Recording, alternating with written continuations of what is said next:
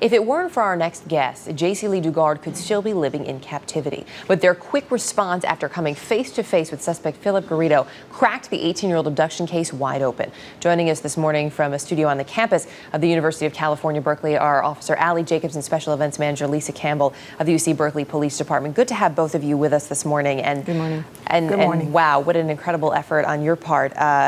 Lisa, I want to start with you because you spoke with Philip Garrido first. What was it about him that made you think, I need to get this guy back here and I need someone else to see him too? Well, there are numerous indicators. He was very passionate about what he was trying to deliver, or the event that he wanted to host. But nothing that he said was really making a lot of sense. His thoughts weren't fluid. He wasn't consistent in his thoughts.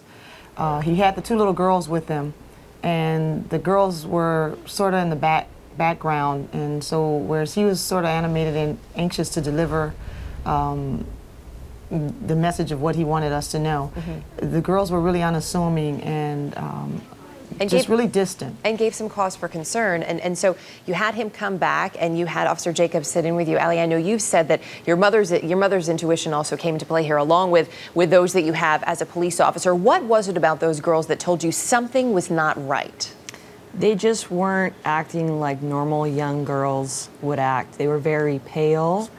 The youngest one was very intensely staring at me. Their answers to our questions seemed very clipped and rehearsed. They just seemed really lifeless. Did you ever get the impression that part of that, especially from the younger one who you said was staring at you, did you feel she was reaching out for help in any way? No, and I kept trying to search her eyes for any sign of some sort of signal that she needed help, and I couldn't read her eyes at all. Which had to be so frustrating. I know, Lisa, before you brought them back, you actually ran a background check because you'd gotten his number. You found out that he had been served time for kidnapping, for rape. Were you concerned at all when he came back in as to how you were going to handle this? There wasn't so much a concern immediately. It was just I wanted another set of eyes to make sure that whatever happened was consistent and fair, and that we were able to make a determination together that would be in the best interest of the kids. And ultimately, though, you had to let him walk back out that door a second time with those two girls, but you did contact his parole officer. And Allie, as I understand it, the parole officer said, what are you talking about? This guy doesn't have kids. Yeah, I told him that he brought in his two young girls, and I was concerned because he was a sex registrant, that he was around such young girls. I didn't really have anything to go on at that time, and once I told the parole officer and he told me that he didn't have any kids, that's when my heart sank.